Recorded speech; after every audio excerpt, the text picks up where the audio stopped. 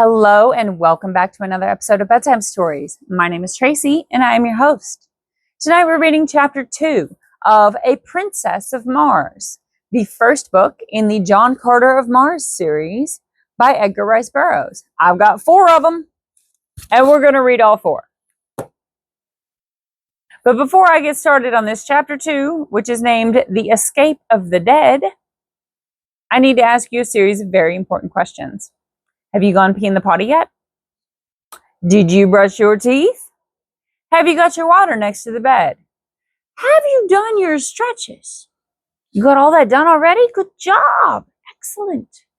Well, since there's nothing else to do besides like the video, subscribe to the channel, and click the notification bell, we'll go ahead and jump right in, okay?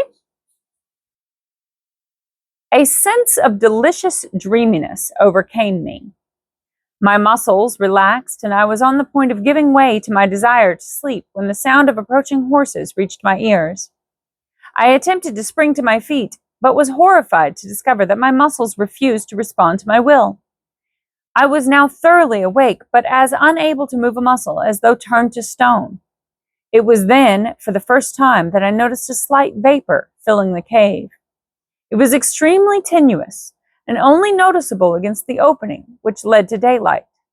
There also came to my nostrils a fairly pungent odor, and I could only assume that I had been overcome by some poisonous gas.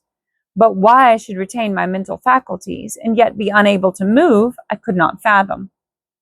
I lay facing the opening of the cave, where I could see the short stretch of trail which lay between the cave and the turn of the cliff around which the trail led.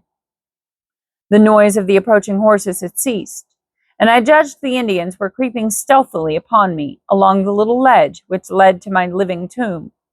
I remember that I hoped that they would make short work of me, as I did not particularly relish the thought of the innumerable things they might do to me if the spirit prompted them.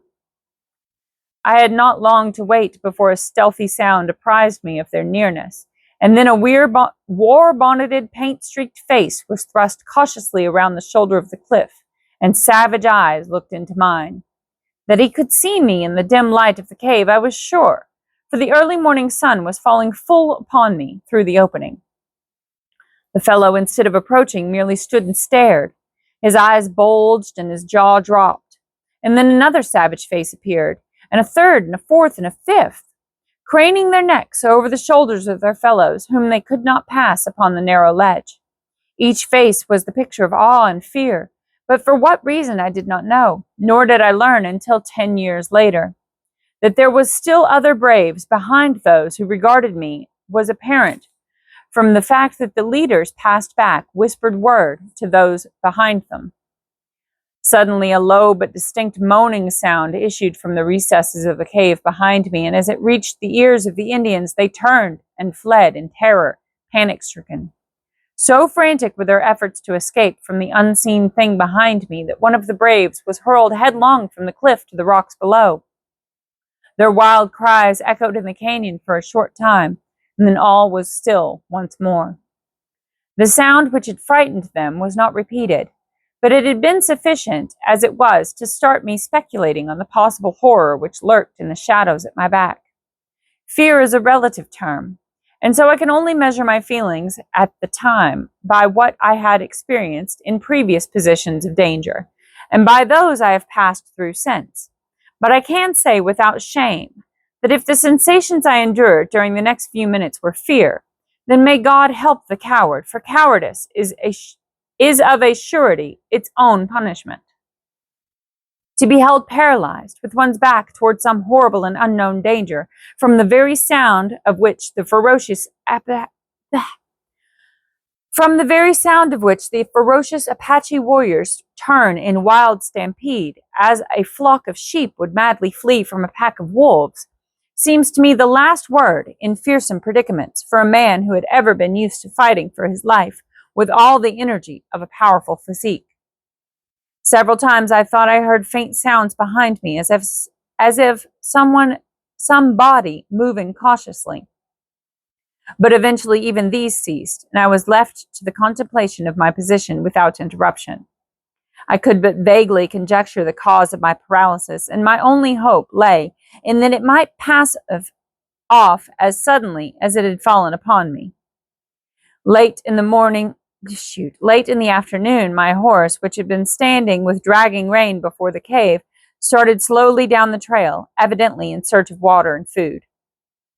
And I was left alone with my mysterious unknown companion and the dead body of my friend, which lay just within my range of vision upon the ledge where I had placed it in the early morning. From then until possibly midnight, all was silence, the silence of the dead. Then suddenly the awful moan of the morning broke upon my startled ears, and there came again from the black shadows the sound of a moving thing, and a faint rustling as of dead leaves. The shock to my already overstrained nervous system was terrible to the extreme, and with a superhuman effort I strove to break my awful bonds. It was an effort of the mind, of the will, of the nerves, not muscular, for I could not move even so much as my little finger, but none of the less mighty for all that. And then something gave. There was a momentary feeling of nausea, a sharp click as of the snapping of a steel wire, and I stood with my back against the wall of the cave, facing my unknown foe. And then the moonlight flooded the cave, and there before me lay my own body, as it had been laying all these hours, with the eyes staring toward the open ledge, and the hands resting limply upon the ground. I looked first at my lifeless clay there upon the floor of the cave, and then down at myself in utter bewilderment, for there I lay clothed, and yet here I stood but naked as the moment of my birth. The transition had been so sudden and so unexpected that it left me for a moment forgetful of all else than my strange metamorphosis. My first thought was, is this then death? Have I indeed passed over forever into that other life?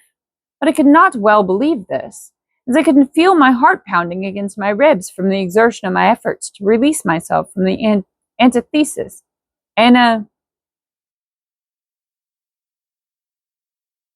anesthesis, which had held me. I didn't pronounce that right, but it looks like anesthesia. But I don't know how to pronounce it. This other word that's like anesthesia, but you get the idea. My breath was coming in quick, short gasps. Cold sweat stood out from every pore of my body, and the ancient experiment of pinching revealed the fact that I was anything other than a wraith.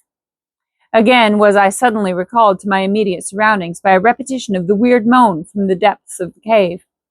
Naked and unarmed as I was, I had no desire to face the unseen thing which menaced me. My revolvers were strapped to my lifeless body, which for some unfathomable reason I could not bring myself to touch. My carbine was in its boot, strapped to my saddle, and as my horse had wandered off, I was left without means of defense. My only alternative seemed to lie in flight, and my decision was crystallized by a recurrence of the rustling sound from the thing which now seemed in the darkness of the cave and to my distorted imagination to be creeping stealthily upon me. Unable longer to resist the temptation to escape this horrible place, I leapt quickly through the opening into the starlight of a clear Arizona night. The crisp, fresh mountain air outside the cave acted as an immediate tonic, and I felt new life and new courage coursing through me. Pausing upon the brink of the ledge, I upbraided myself for what now seemed to me wholly unwarranted apprehension. I reasoned with myself that I had lain helpless for many hours within the cave, yet nothing had molested me, and my better judgment, when permitted the direction of clear and logical reasoning, convinced me that the noises I had heard must have resulted from purely natural and harmless causes. Probably the conformation of the cave was such that a slight breeze had caused the sounds I heard. Conformation. Okay, sorry, not confirmation. I decided to investigate, but first I lifted my head to fill my lungs with the pure, invigorating night air of the mountains. As I did so, I saw stretching far below me the beautiful vista of rocky gorge and level cacti-studded flat, wrought by the moonlight into a miracle of soft splendor, and wondrous enchantment. Few Western wonders are more inspiring than the beauties of an Arizona moonlit landscape. The silvered mountains in the distance, the strange lights and shadows upon Hogback and Arroyo. I don't know what that, it's a Arroyo. I did not pronounce it correctly. And the grotesque details of the stiff yet beautiful cacti form a picture at once enchanting and inspiring, as though one were catching for the first time a glimpse of some dead and forgotten world. So different is it from the aspect of any other spot upon our earth. As I stood thus meditating, I turned my gaze from the landscape to the heavens, where the myriad stars formed a gorgeous and fitting canopy for the wonders of the earthly scene. My attention was quickly riveted by a large red star close to the distant horizon. As I gazed upon it, I felt a spell of overwhelming fascination. It was Mars, the god of war, and for me, the fighting man, it had always held the power of irresistible enchantment. As I gazed at it on that far-gone night, it seemed to call across the unthinkable void, to lure me to it, to draw me, as the lodestone attracts a particle of iron. My longing was beyond the power of opposition. I closed my eyes and stretched out my arms toward the god of my vocation and felt myself drawn with the suddenness of thought through the trackless immensity of space. There was an instant of extreme cold and utter darkness. And that's the end of chapter 2. What'd you think? Oh my goodness. We're just getting started, aren't we? Well, that's all for tonight, though. Good night. Sleep tight.